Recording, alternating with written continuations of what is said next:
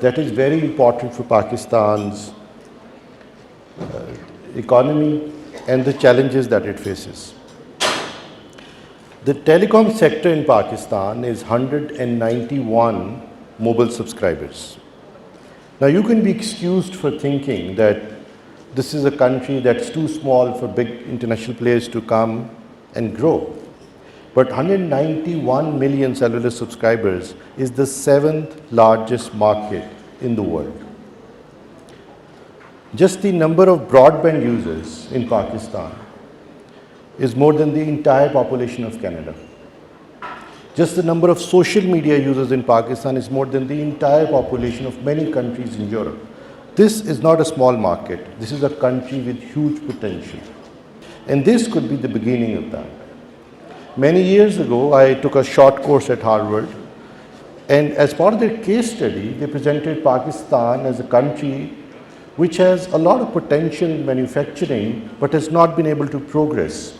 And we have totally untapped potential of the electronics industry. There is very little electronics that gets manufactured in this country. It's not just electronics, also products like fiber optics for the local huge demand, but also export potential.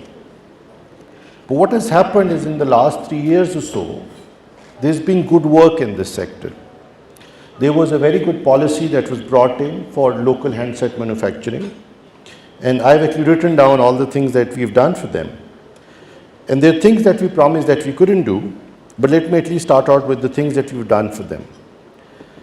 The handset manufacturing industry has made so far, from what I can tell, there are various numbers that I got reported this morning, but about 57 million phones that have been locally manufactured. That's a very large number. Considering that our domestic demand is only 25 million phones per year. So a large fraction of the local demand could be met by local handset manufacturers. And these are not just manufacturers with local brands. There are, I'm told, more than 35 international brands that are beginning to either manufacture in Pakistan or explore this market. We certainly want to be able to meet our domestic demand through locally assembled handsets. For this, the government has given a lot of incentives to the industry. Some we've promised and not delivered, but many that have already been put into play. If you're a handset manufacturer in Pakistan, there is a zero regulatory duty for CKDs and SKDs in the country. If you're a handset manufacturer in Pakistan, there's a zero fixed income tax on CKDs and SKDs manufacturing mobile devices of up to $350. If you're in Pakistan, there is a zero fixed sales tax on CKDs and SKDs manufacturing. You're also exempt from the 4% withholding tax on domestic sales. These are all the things that the government thought of about 3 years ago and passed on to local handset manufacturers. And as one of the speakers said, they are now able to meet a very large fraction of the domestic demand. The domestic demand is about 25 million handsets. They produced 16 million handsets in 2021 and about 24 million in 22. So a local handset manufacturing industry can actually meet a very large fraction of the domestic demand. But the real benefit of this industry would come when they would be able to export these phones in a globally competitive market. Currently, the phones that are produced in Pakistan, their average value is about 15,000 rupees. These are 2G and 3G phones used by the masses. So the question is, what can we do to incentivize adoption of high-end phones, production of high-end phones, and export of high-end phones from Pakistan?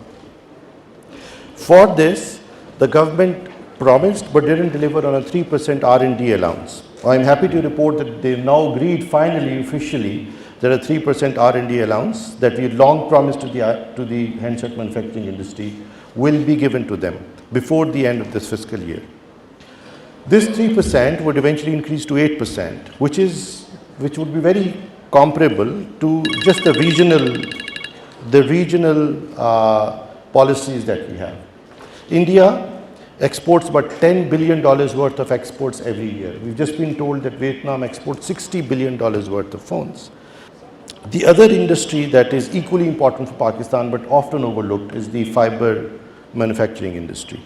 Now, unknown to us in many ways, this industry has also flourished. And wherever I go, to Saudi, to Qatar, anywhere in the Middle East, I meet manufacturers and exporters of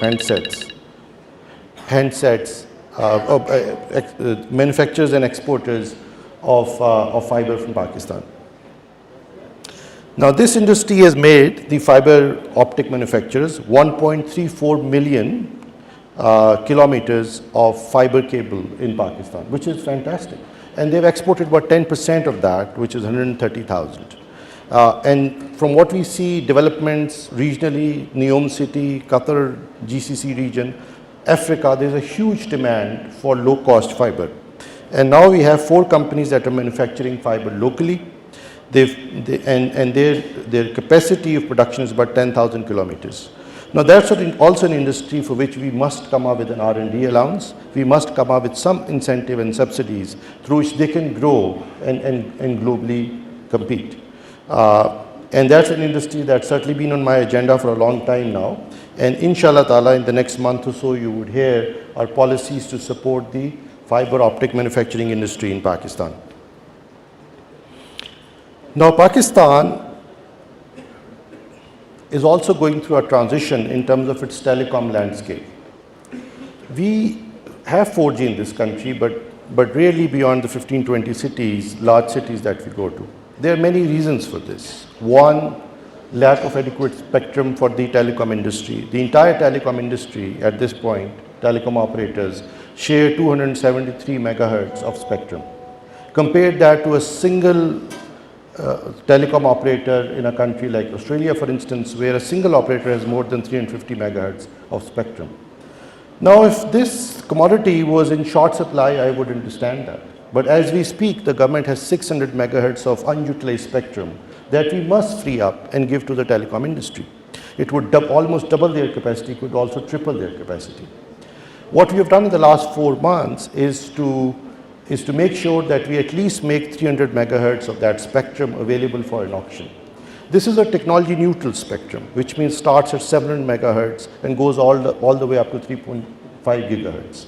Of course, there are parts of this spectrum that are very amenable to a 5G rollout. So what we are going to do is 3 things. We have already allocated 300 megahertz now for an auction for the telecom industry. We're going to hopefully, and this is in partnership with the telecom industry, also the regulators, as well as the Ministry of IT, come up with a policy of spectrum auction that doesn't front load it. We don't treat it as an asset that needs to be unlocked in terms of value on day one. If we made that mistake, the telecom operators would largely just be forced to invest in the spectrum to remain competitive, but would not have the money to invest in the infrastructure, handsets, and wider rollout of something like 4G, 5G. So at this point, everyone in the government is aligned that we must take a forward-looking view. We make this 300 megahertz immediately accessible to the telecom industry. Immediately in this case is July, August is the timeline. But once we decide that we are able to auction the spectrum, we make the policy such that the spectrum is not linked to dollars. The money can be spread out over many years, and we keep the payment terms such that while they invest in the spectrum, they also invest in the telecom infrastructure. Otherwise, we'll again find ourselves in a situation where 4G or 5G accessibility would only be limited to large cities because there won't be a business case to spread it beyond that. 2, we have 56,000 cellular towers in Pakistan. We didn't have an infrastructure sharing policy, so every telecom operator was forced to essentially set up their own infrastructure. We have now, with our member Telecom leading this initiative with PTA, we now have an infrastructure sharing policy in place, which means that at least infrastructure can be shared across telecom operators, which will lower your cost of doing business. Shortly, we'll also be working on an active spectrum sharing policy, which means that you'll be able to share the radio networks that you use for your subscribers also. That would also help you lower the costs. And 3, we have been working very hard on a national fiberization policy. Of the 56,000 towers that we have in Pakistan, only about 6,000 to 7,000 are fiberized. We have one of the lowest ratios of fiber to home or fiber to curb in Pakistan. Pakistan has at this point 164,000 kilometers of of fiber laid out. We need another 200,000. The question is, and it is largely the onus of the government, the question is why are the ISPs not rolling out the fiber? It is of course because of poor policy and incentivization that we failed to put in over several years. So what we've done now is that we now have a national fiberization policy ready with us, where the rates for right-of-way are standardized. Companies like Starlink and others now have thousands of low-orbit satellites, which means they can be used for backhaul communication and data connectivity, not just for broadcast. The cabinet has just approved a space policy, Pakistan's first space policy, which will open the door for private players with low-orbit satellites to come in and offer connectivity solutions in Pakistan. I believe there's a lot of domestic demand for that also, but what would really benefit is enterprise. With a $50 per month, 200 MB low-orbit satellite data connectivity, it would transform the way you currently do backhaul for your cellular infrastructure. At this point, you are confined to using microwave links, which are also dedicated because we didn't have spectrum sharing. With spectrum sharing, you can share those microwave links to connect your backhaul towers, but also with a low orbit satellite connectivity, inshallah ta'ala, you would also get low cost backhaul through low latency, low orbit satellite technology. That should also happen. I'm expecting sometime in March. The first private player would enter the Pakistan market because of this new space policy that we've done, and you'll get to connect your cellular towers, not by laying fiber, which would take some time, but also using low orbit satellite backhaul, which goes into play hopefully in March. We are hoping you'll get another additional 300 megahertz as the telecom industry starting July and August, and I do hope that the telecom industry wholeheartedly participates in the auction that we're going to do. I've already told you that we are very aware and sensitized to how we price this, how this is rolled out, and we need to take a longer term view of promoting 5G and 4G accessibility in this country and not trying to unlock the value on day one. I think the government is largely aligned around that too. With our low orbit satellite space policy, you'll get a low cost backhaul for the cellular towers, and with our national fiberization policy, you will get facilitation to now lay fiber from 164,000 kilometers to at least 300,000 kilometers in the next year or two to come. We have also mandated USF, the Universal Service Fund, to, instead of funding one-off projects, actually be part of the national fiberization policy. The government needs to invest in shared telecom infrastructure.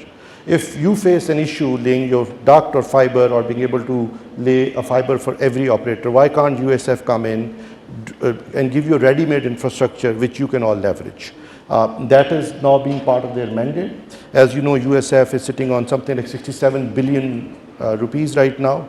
That's good money that can be plowed in to promote fiberization of the country. And I think that's inshallah going to happen also in months to come.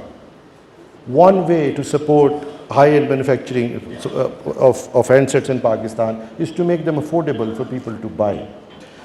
And we've put together a policy. We work with PTA, Chairman Saab is here, to come up with a framework within which headsets can be given to consumers on installments. And the policy and the enablement is such that if someone goes delinquent on their installment, their phone can be blocked and then unblocked through the DRIP system that we have in place. That debate is still ongoing in the government on how to do it, but I think what we are leaning towards is make it such that the locally manufactured handsets at least can be given out on installments. So that's something I think we should be able to inshallah achieve within the next 2 weeks, and that policy can then become become active and would enable more of this. I don't know if I've missed out on anything, but these are the promises that we made to the IT telecom industry about 4 months ago, between fiberization, low-cost backhaul, connectivity, handset manufacturing, more spectrum that becomes available to the cellular industry, and for them to be able to now bring 5G to Pakistan. So what inshallah we are hoping to achieve in the next months to come is for Pakistan to get handset manufacturing and export in Pakistan at a level that's not happened before, for us to be able to do 5G spectrum auction in months to come, for us to be able to to fiberize the country at a pace that's not happened before, and for consumers to benefit from both mobile and fixed broadband connectivity. I want to thank all of you for your support. There are many friends and colleagues here who, of course, collaborated with us in the last few months to be able to do this. I want to commend PTA, which has really worked very hard and has taken a very forward-looking, progressive view in enabling and making some of this happen for us. I want to thank the industry and everyone else who's here, who's worked with us over the last few months. And inshallah ta'ala, I think we're going to unlock huge potential of the IT, telecom, and handset manufacturing industry in Pakistan. Thank you.